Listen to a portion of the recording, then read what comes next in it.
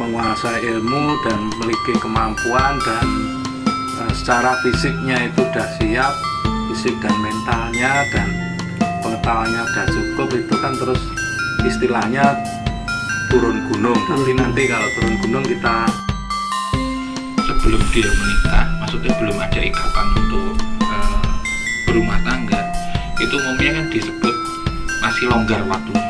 Nah, ketika masih longgar waktunya itu biasanya dimanfaatkan untuk mencari pengetahuan sebanyak-banyaknya. Dari sebanyak-banyaknya itu kan lama-lama dari beranjaknya tahun kan akhirnya dia lebih mengerucut yang akhirnya nanti sebenarnya diharapkan adalah untuk bekal kelak ketika dia sudah berumah tangga dan untuk apa ya, untuk bekal hidup, untuk pekerjaan dan segala macam itu kadang-kadang. Terus ada lagi kalau mungkin untuk melihat zaman dulu nggak ada CCTV ya pakai ilmu terawangan ya Haji Suket Kolonjono atau mungkin pakai kocopaisan kan itu benda atau pakai haji apalagi gitu, terus apalagi gitu ya itu cupu melihat Pedalang ternama sih nganu Solo ya, nggak usah sebut nama ya, itu ya ada yang menyaksikan bahwa pas karena orang aneh, ya aneh gitu, dia itu dari pas dia mempunyai hajat itu dia bisa terbang antar tiang, dari tiang ke tiang itu dia terbang, Melompat atau terbang. Dan dia juga pengamal itu lari jalan cepat atau lari cepat itu, karena dari berapa kilo dia cepat banget ya sampai.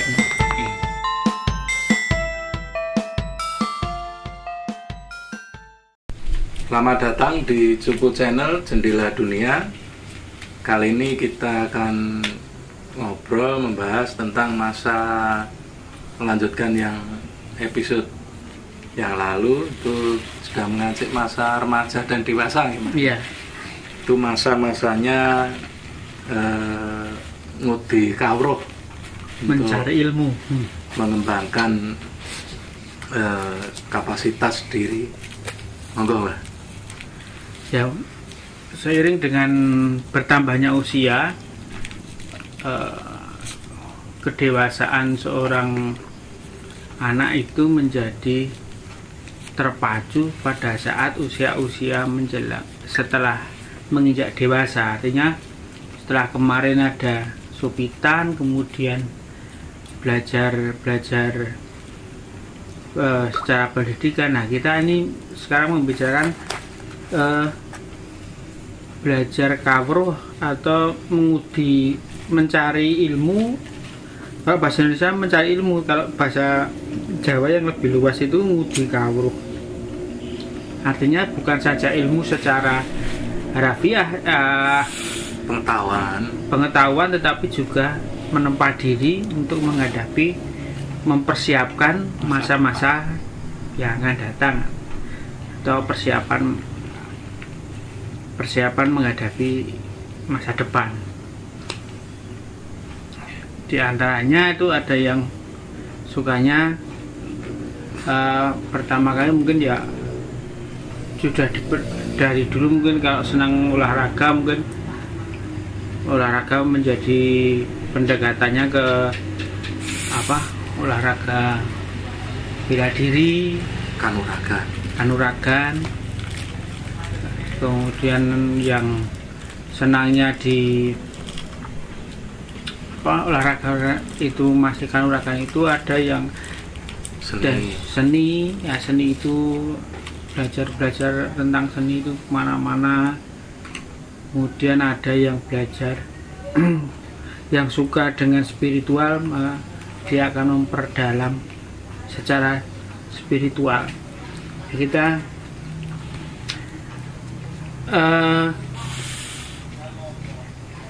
berangkat dari olah kanuragan, belajar mengenai olah kanuragan atau kesaktian. Monggo, mungkin Mas Agung yang lebih paham mengenai olah kanuragan. Ya, sebetulnya masa-masa setelah tetak, setelah supit itu kan usia 12 tahun ya, 12-13 tahun.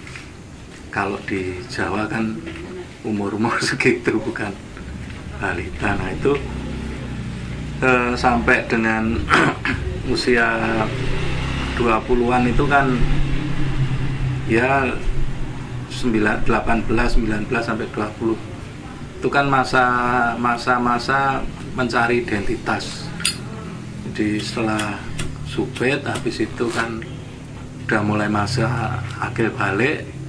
Nah itu masa mencari identitas. Nah itu bisa dilakukan macam-macam. Kalau dulu kan Muti Kawruh itu berguru ya, mungkin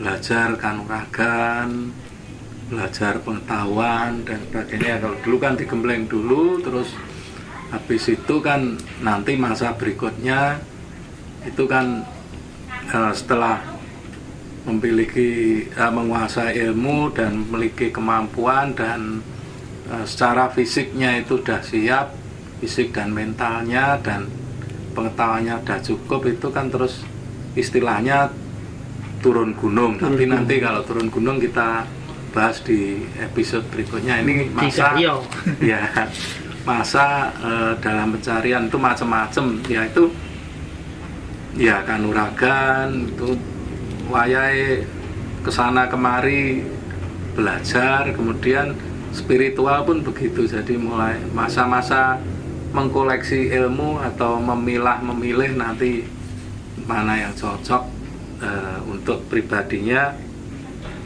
Sebetulnya sih bukan mana yang cocok, yaitu untuk melengkapi atau cenderungnya ke memperkaya kedekatan kebutuhan dia kan rencana ya, yang akan datang. Baru nanti kan sekitar umur 18 itu akan ketemu dalam anunya itu kan bakat dan minatnya itu kemana. Nah nanti ke sananya baru diperdalam. Saya kira kan itu. Monggo kalau yang lain. Pada dasarnya sih gini, ketika sudah supitan kan dianggap sudah memasuki awal masa dewasa. Nah ketika awal masuki dewasa itu sebelum dia menikah, maksudnya belum ada ikatan untuk berumah tangga, itu umumnya kan disebut masih longgar waktunya. Nah ketika masih longgar waktunya itu biasanya dimanfaatkan untuk mencari pengetahuan sebanyak-banyaknya. Dari sebanyak-banyaknya itu kan lama-lama dari beranjaknya tahun kan akhirnya dia lebih mengerucut yang akhirnya nanti sebenarnya diharapkan adalah untuk bekal kelak ketika dia sudah berumah tangga dan untuk apa ya, untuk bekal hidup, untuk pekerjaan dan segala macam. Itu kadang-kadang dari sana ya. Memang kadang orang itu belajar dari hobi atau dari apa, maksudnya kadang-kadang belajarnya ilmu tentang bela diri, walaupun nanti kedepannya mungkin dia tidak jadi tentara tapi jadi dokter dan segala macam, tapi itu pengembangnya nanti hobi. Tapi biasanya sih disarankan untuk yang memang apa ya, memang bermanfaat untuk dia untuk kelak di masa depannya. Ya walaupun bela diri sendiri juga manfaatnya banyak sih. Maksudnya kan bela diri sendiri kan sebenarnya untuk disiplin, terus kemudian memperkuat imun tubuh, terus kemudian mengerti sesuatu hal sing bagaimana sih cara ketika masa susah itu kayak apa gitu. Jadi ya memang biasanya sih dimulai dari usia pradewasa lah istilahnya disebutnya, setelah tetak itu. Dan ilmunya sih juga macam-macam. Pada awalnya kadang ada ya berkesempatan sampai ya mungkin karena dia sumber source-nya banyak, dia punya kenalan banyak, dia lingkungannya banyak, akhirnya dia semuanya dijajak itu juga ada. ada juga yang ya sepengetahuannya dia aja. Maksudnya itu kembali lagi ke orangnya masing-masing, ke sumber source yang ada di sekitarnya. Nek soal di ilmu itu, nek kalau pengalaman saya dulu ya, cuma kan kalau yang belajar bela diri itu sebenarnya saya juga pernah belajar karate, walaupun cuma pada tingkat awal itu sapu putih.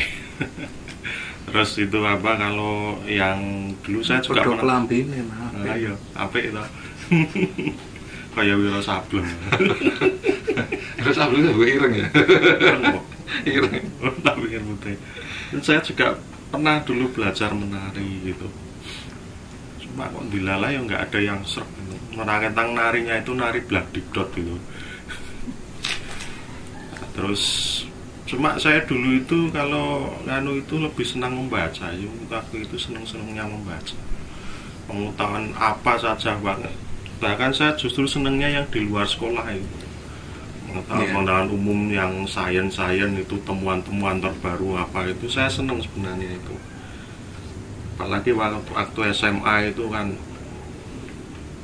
ada apa itu tentang fisika, tapi yang bukan pelajaran fisika di sekolah itu. Ini penemuan partikel paling kecil, terus namanya ini gitu kan. Terus kecepatan cahaya itu gimana gini lah. Cuma memang nggak tahu ya, itu kayak walaupun saya seneng itu cuma kayak semacam sambilan gitu. Pada akhirnya saya terus kok lebih cenderungnya itu merenung dalam diri gitu. Penjurusan spiritual. Iya, arahnya lebih ke spiritual. Ya, gitu. Jadi kayak membaca seperti itu hobi gitu. Cuma akhirnya yang benar-benar hobi itu malah merenung dalam diri, ngobrol sama diri sendiri gitu kan. Ya, seperti itu sih kalau pengalaman saya gitu. Ya, agak baiknya kalau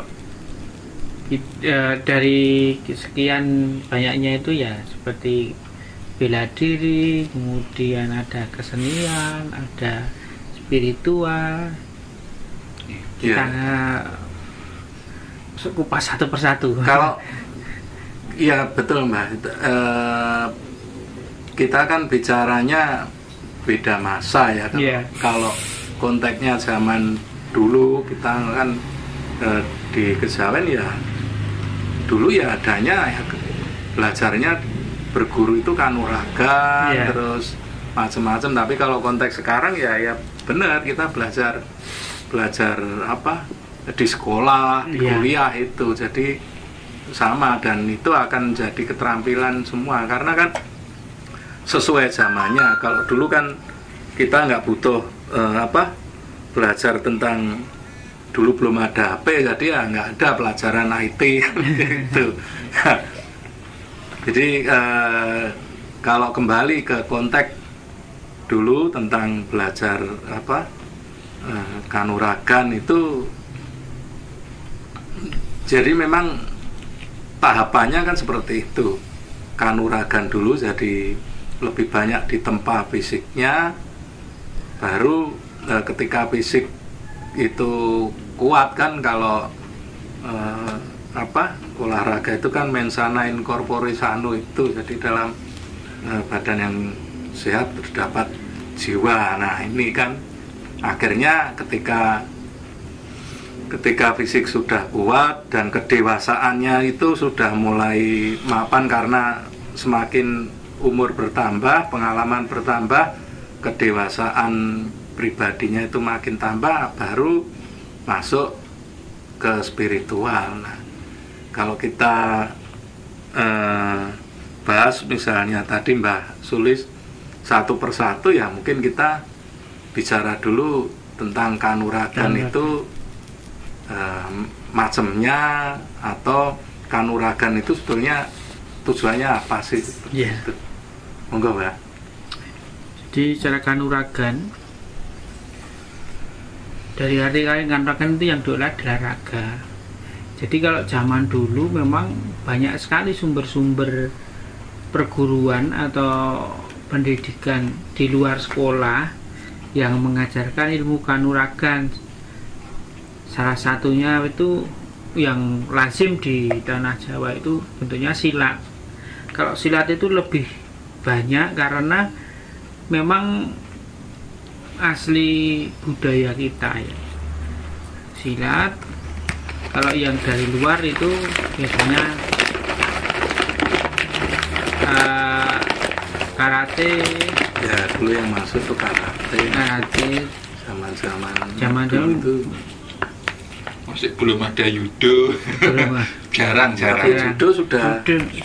Lama. Tapi sebetulnya kanuragan sendiri itu pada masa perjalanan, jadi dari masa ke masa akhirnya kanuragan itu tidak lagi identik dengan bela diri, itu terlepas. Jadi karena kanuragan kayak misalnya aji-aji, raja, jimat dan sebagainya itu akhirnya itu malah lepas dari kanuragannya itu, dari bela diri ya. Tapi ya itu makanya kalau zaman dahulu itu karena masalah transportasi itu masih jarang ya, lumayan jarang ya, paling sepeda. Kemudian orang itu mempunyai fantasi atau mempunyai keinginan yang kuat bagaimana untuk bepergian jauh dengan cepat. Makanya dengan olah kanuragan itu maka belajarlah mengenai lari cepat. Ya timbulnya itu nanti ada Gitan Kencono, sapi angin, ada lipat bumi. Ya. Jadi walaupun memang dulu awalnya itu bagian dari mungkin ya belajarnya bagian dari ilmu bela diri, tapi akhirnya orang belajarnya petilan-petilan yang diminati saja dan sudah tidak ke bela dirinya. Sebetulnya kan kayak Broso Musti, terus Rokro Kasem dan sebagainya, atau termasuk jalan lipat bumi dan sebagainya kan dari ilmu bela diri ya, awalnya sih. Kalau menurut saya seperti itu. Ya, belajar bela diri terutama yang silat itu. Iya, kalau bela diri kan otomatis pasti silat. Menurut saya malah sebagai penunjang. Iya. Penunjang bela diri. Iya, itu bagian dari ilmu bela diri. Iya. Istilahnya kalau nganu kan di jurus pamungkasnya nanti nek kalah gitu terus lipat bumi melayu.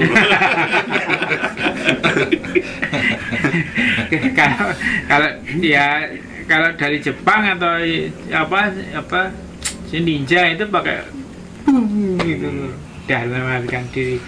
Kalau sini ya sebenarnya untuk masalah keinginan untuk belajar itu yaitu salah satunya kendala karena terbatasnya waktu, ingin cepat maka belajar lari cepat, lipat bumi dan sebagainya itu. Kemudian zaman dulu keamanan kan juga masih labil ya, maksudnya ya sudah aman tapi kan ada kasus kalau zaman dulu ada begal, ada dipalak dan sebagainya. Makanya timbullah belajarkan kanuragan yang sifatnya itu aji. Ajinya apa? Yaitu seperti welut putih, ya kebal, ilmu kebal itu, kemudian lembu sekilan, seperti itu. Jadi setelah itu untuk pertahanan, kemudian ada belajar untuk penyerangan. Kemudian timbul ada Brojo Musti, Gelap Sayuto, ada Rokro Kasem, Gelap Nampar, ilmunya Maisa Jenar, Sosro Birowo, sama satunya itu yang punyanya Lembu Suro itu Lebur Seketi. Ada kalau zaman dulu juga ada tuh yang Ri Kemarung apa ya, belajarnya pakai Ri Kemarung itu.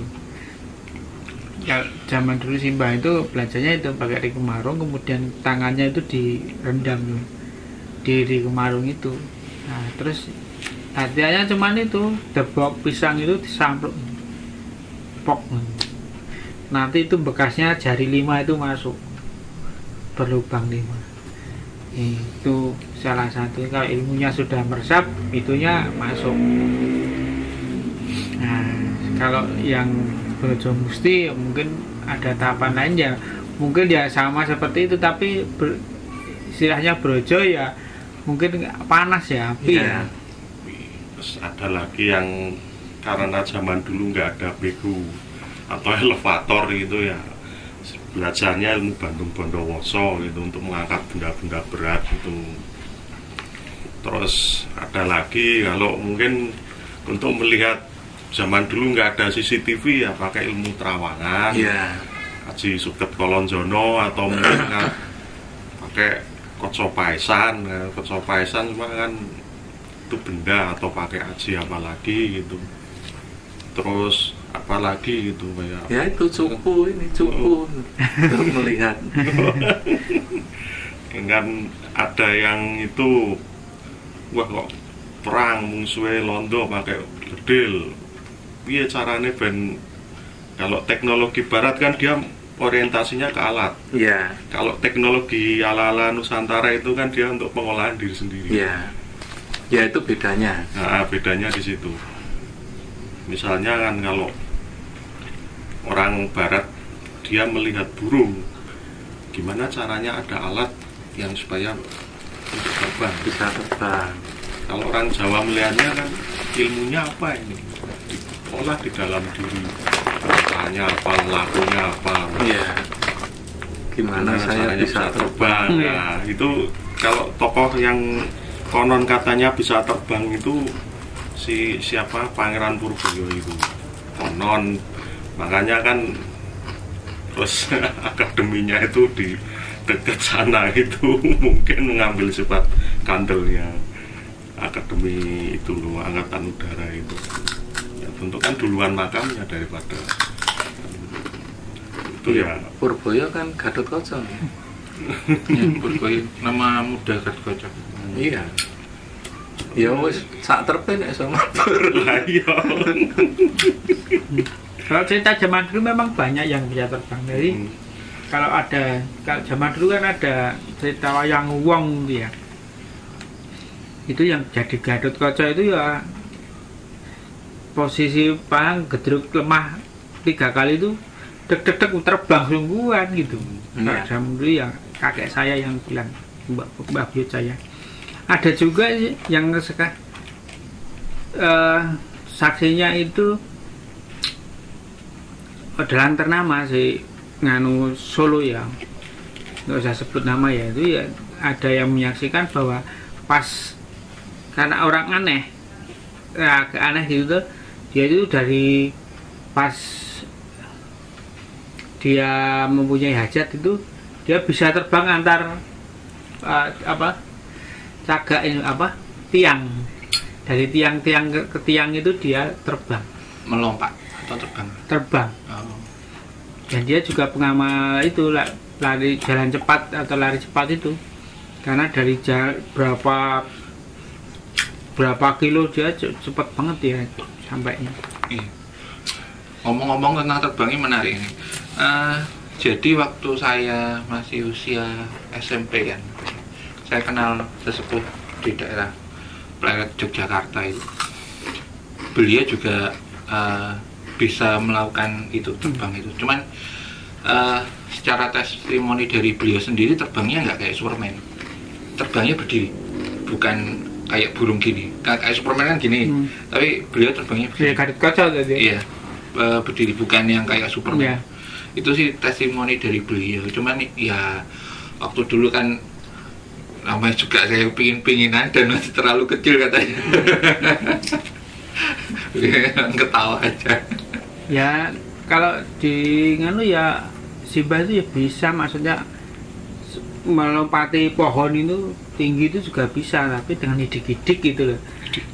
Tapi kalau terbangnya Jawa itu memang berdiri. Berdiri ya, Gatotkaca itu. Iya. Nah kalau cuma terbang saya bisa cuma sambil duduk. Iya, Ming suarane ya.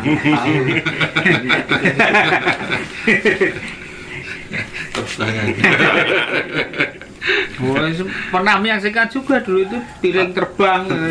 Tapi kan tetap statusnya penerbang, Mas. Iya. Terus ada kalau yang di itu konon itu Sultan Agung itu malah kalau pagi-pagi itu joggingnya itu sekali ngetek atau sekali lompat itu sampai Merapi. Iya.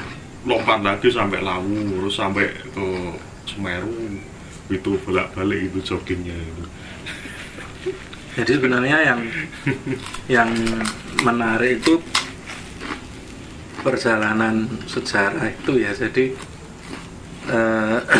seperti tadi Kang Tono sampaikan itu bahwa kalau orang kita itu orang Jawa itu kan mencarinya kan ke diri pribadi, dan kalau orang luar itu kan ke alam, jadi kemudian jadi teknologi. Nah, tapi kan dalam perkembangannya itu akhirnya kan kita belajar itu metode sistem pendidikan itu kan tetap ala barat. Jadi yang ini jadi selesai, yang bangsanya aji-aji kan itu udah rampung, kita udah harus mengolah alam, jadi mikirnya sudah mulai alat lagi, padahal kita dari akar budayanya itu nggak begitu, sehingga itu nanti sehingga akhirnya kan jadi gap toh. Orang yang menguasai itu tidak menguasai penjelasannya secara ilmiah, sementara orang yang ilmiah nggak ngerti kalau ini bisa gitu loh. Yang kalau dipikir-pikir kan sebelum ada video call, sebelum ada HP, orang udah bisa pakai telepati atau pakai aji-aji itu kan bisa melihat orang itu dari jarak jauh, menyampaikan pesan jarak jauh, bahkan mengirim benda itu jarak jauh kan, seperti santet dan sebagainya itu. Tapi kan karena sistem pendidikan kita itu nggak dipakai itu, sehingga tidak ada penelitian, tidak ada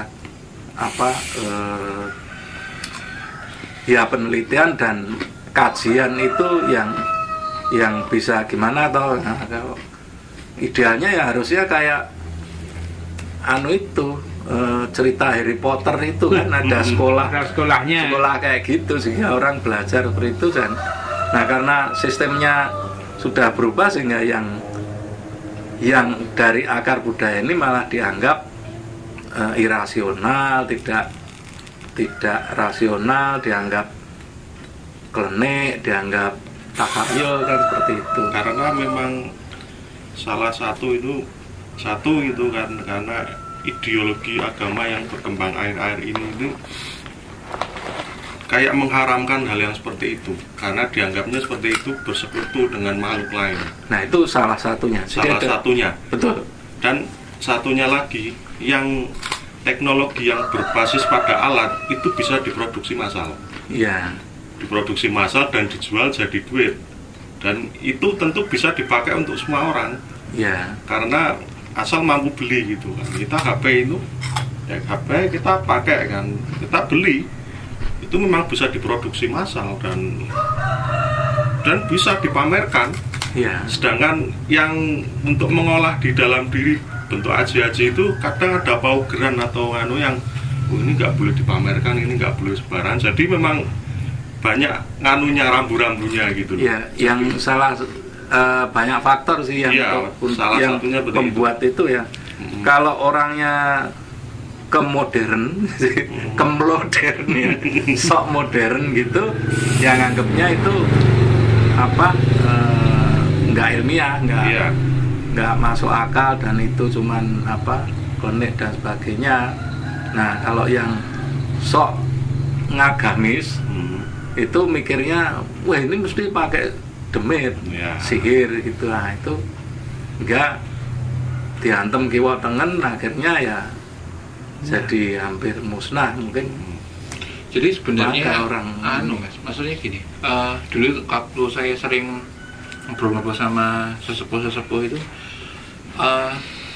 mereka banyak berbicara tentang orang Jawa itu kalahnya nek disurai. Jadi maksudnya disurai bukan kalah apa, tapi malu katanya. Nah, kebanyakan orang-orang yang memiliki kemampuan khusus seperti itu sebenarnya sih dia sebenarnya tidak ada power-geran yang gimana, cuman dia kadang-kadang dihadapkan sama norma. Ben istilahnya nggak terlalu diloki orang banyak gitu. Karena saya pernah saya punya teman tua sih. Dia menguasai telekinetik itu memindahkan benda. Ketika saya tanya, loh kenapa kok istilahnya ini tidak dipublikasikan besar-besaran, tidak diarani santet gitu. Jadi dia ketakutan sendiri untuk hal itu. Padahal sebenarnya untuk memindahkan benda itu masuknya kalau ke ilmu barat ke telekinetik, gak ada hubungannya santet atau enggak santet. Santet itu kan ketika digunakan untuk keburukan atau dianggap untuk menyelakai orang lain, tapi pada dasarnya memindahkan barang itu dia bisa, tapi dia tidak mau. Misalnya kalau nggak teman-teman dekatnya, dia nggak mau menunjukkan itu karena dia takutnya itu diarani dukun santet itu. Jadi ya kadang-kadang ketidakmauan untuk menunjukkan itu kadang-kadang lebih ke arah ke normatif. Ya karena norma dibentuk benturan dua ya, itu tadi. Iya. Dianggap benturan yo vives bas wae kan. Nah, kadang-kadang terus dimanfaatkan sama yang abal-abal. Bentuk normatif sendiri. Oh, iki kurang iki. Sebetulnya kan ya itu karena mungkin ya pengaruh sekian ratus tahun dijajah itu sehingga